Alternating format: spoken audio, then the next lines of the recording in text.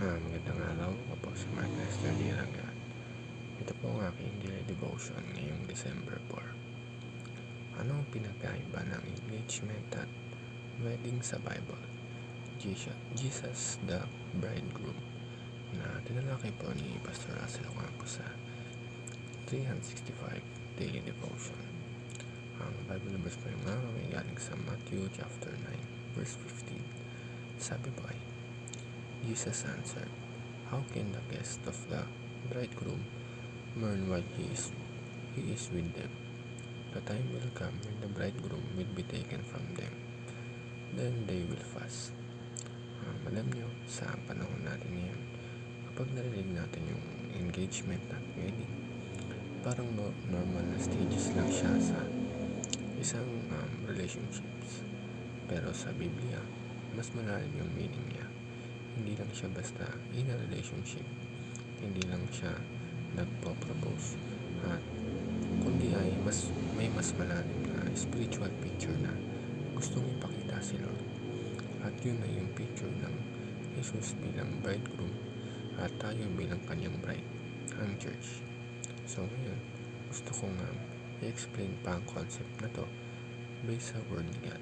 Siyempre, i-connect natin yun sa daily life natin para mas maintindihan natin kung gaano kalalim yung pagmamahal ni Jesus sa atin.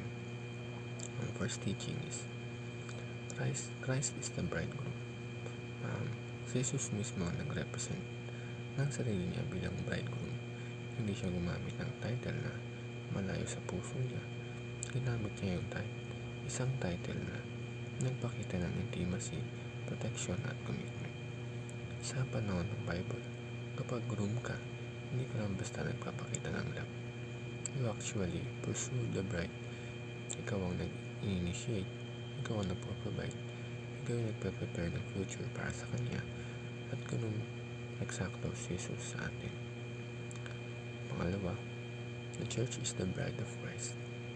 Tayo bilang church, hindi lang building, hindi lang organization, hindi lang Sunday attendance. Tayo mismo ang bride ni Jesus.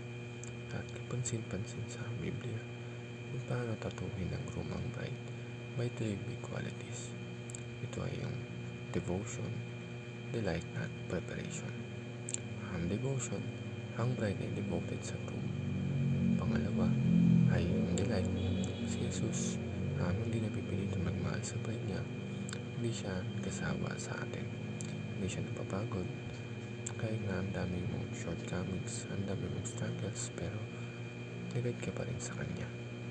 At pangatlo, preparation. Kapag engage ang isang bride, alam niyang may wedding na darating.